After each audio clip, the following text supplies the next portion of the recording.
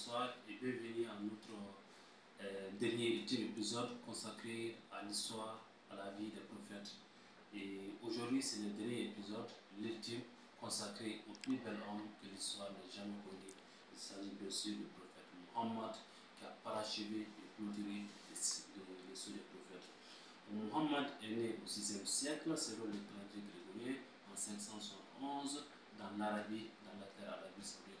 Il est né dans une cité totalement polythéiste et c'est dans cette cité qu'il va essayer tout au long de sa vie de changer leur mode de vie et les appeler au monothéisme pur.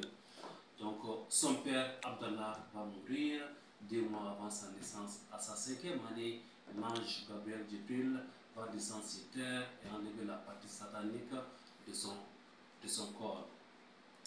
À sa 12e année, il va entreprendre un long voyage qu'il va partir avec son oncle Abu Talib en Syrie. Et c'est au cours de ce voyage qu'ils vont rencontrer les moines chrétiens qu'on appelle Bahira, qui va voir en lui les signes prophétiques. Et ce moine chrétien va dire à son oncle Talib de ramener très vite cet enfant à la Mecque, puisqu'il sera un jour un grand prophète. Et le père d'Ali va ramener Mohammed à la Mecque, ainsi il va connaître ses activités quotidiennes. À sa 25e année, il est déjà un membre de l'entreprise de Khadija, et cette dernière, âgée de 40 ans, va lui proposer le mariage. Ainsi, il va accepter le mariage.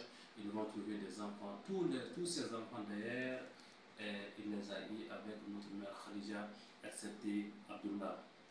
Donc, ces enfants, c'est Al-Qasim, c'est Abdullah, c'est Ibrahim, c'est Zainab, c'est Rukaya, c'est Kulsum, c'est Fatima, la femme d'Ali et la mère de Hassan et Hussein.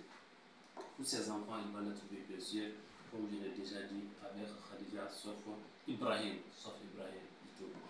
Donc, il va se marier avec cette femme très riche, qui va lui apporter beaucoup de soutien, à tel point qu'à sa 40e année, il était fatigué du mode de vie de Mekwa. Il va essayer de s'isoler et partir dans un monde qu'on appelle Hira. Donc, sous cette grotte, l'ange Gabriel va venir à lui, demandant de lire. C'est le premier verset coranique même qui sera descendu sur lui. C'est-à-dire Iqra. Iqra, il dit il ne sait pas lire. L'ange répète encore Iqra, il dit qu'il ne sait pas lire, il répète encore Iqra. Iqra bismi rabbika allazi khalaqa insana min alaq. Donc il a pris peur, il va retourner chez sa femme, il dit Zamiluna, couvre-moi. Sa femme va lui dire oh Muhammad, qu'est-ce qui t'arrive? Tu es le plus bel homme que j'ai jamais connu, tu es l'homme le plus juste, n'a jamais manqué à ta promesse, n'a jamais été injuste, n'a jamais rompu le lien de parenté. Ce qui t'arrive, ça ne peut être que de la vérité. Alors, dans l'histoire, voici une femme chez qui notre prophète Muhammad s'est réfugié lorsque Al-Haq, la vérité, est venue l'ébranler. Ça aussi, c'est quelque chose qui est extrêmement important. Donc, après avoir reçu ce message, il va transmettre ce message aux citoyens de la Mecque de cesser de rompre avec le polythéisme et suivre désormais le monothéisme. La ilaha illallah, la ilaha illallah, il n'a de Dieu que Dieu. Donc, c'est à partir de ce moment qu'il y aura une coupure entre lui et le polythéisme. Parce que bien avant qu'il reçoive le message prophétique, Muhammad était surnommé Al-Hakim. Al-Hakim, c'est-à-dire l'homme le plus digne de confiance de toute la ville de la Mecque. Donc, avec ces messages, les Mecquois vont essayer de le corrompre pour le dire pour Muhammad.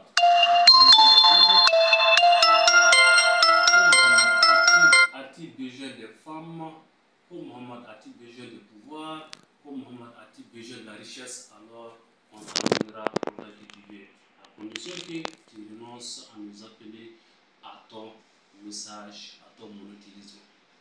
Il leur a dit, vous mettez le soleil sur cette main, vous mettez la lune sur cette main, moi Muhammad je ne vais jamais renoncer à mon message prophétique et il ne va jamais renoncer. Ainsi, pour sa protection, son grand-père Moutalib, le père de Ali, son oncle Abu Moutalib, sa femme Khadija, tous vont mourir, alors il va rester seul au milieu de ses ennemis.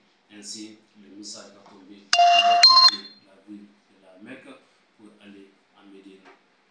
anciennement appelé Yathrib, vont faire le complot, arriver à Médine. Les citoyens de Médine vont composer un chant magnifique à l'honneur du prophète Mohammed, à tel point qu'il était pressé de le recevoir. Certains vont sortir même de la ville pour l'accueillir de la plus belle des manières. Ainsi, il va arriver à Médine et former la première communauté musulmane que le monde n'ait jamais connue. Arrivé à Médine, il sera suivi par beaucoup de Mecquois qui vont quitter et s'installer à Médine. Il faut noter aussi qu'à Médine, il y a une communauté, il y a des communautés même qui n'étaient pas musulmanes, donc ils vont faire un pacte. Et ce pacte continuera jusqu'au jour où les non-musulmans vont le rompre. Donc il va revenir dans la ville de Médine, il va revenir à Mecque, la ville qu'il a chassée, en revenant avec une armada qui pouvait écraser en un clin d'œil toute la ville de Mecque, mais il n'en fera pas ainsi. Il va conquérir la ville sans qu'aucune goutte de sang soit versée et qu'avec sa modestie, il va rentrer dans la Kaaba où environ 300 idoles étaient conservées. Il va les détruire tous et Bilal va monter, faire l'appel au monothéisme pur. Donc c'est ainsi qu'il va retourner à Médine encore et une année avant sa mort, il va faire ce qu'on appelle Umrah et à la Mecque et il va faire ce que moi j'appelle un appel à la déclaration des droits de l'homme. La déclaration des droits de l'homme parce que cet appel, c'est le sermon, on appelle ça le sermon. Il dit de façon brève qu'un noir n'est pas supérieur à un noir, qu'un arabe n'est pas supérieur à un arabe, et le meilleur d'entre vous, c'est celui qui a la piété. Celui qui a la piété. Voilà. Donc en 632, il va mourir. Lorsqu'il va mourir, les gens étaient perdus. Comment se fait-il que les plus bels exemples, les plus bels hommes que le monde ait connus va partir de cette façon?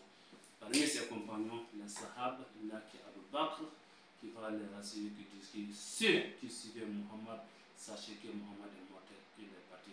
Mais ceux qui suivent Dieu, sachez que Dieu, lui, il est éternel, il ne va jamais mourir, alors réussissez-vous. Mais l'émotion était de telle que beaucoup de gens il n'était pas possible de les calmer. Et voici succinctement l'histoire du plus bel homme que l'histoire ait connu. Mesdames et messieurs, merci et pour votre patience.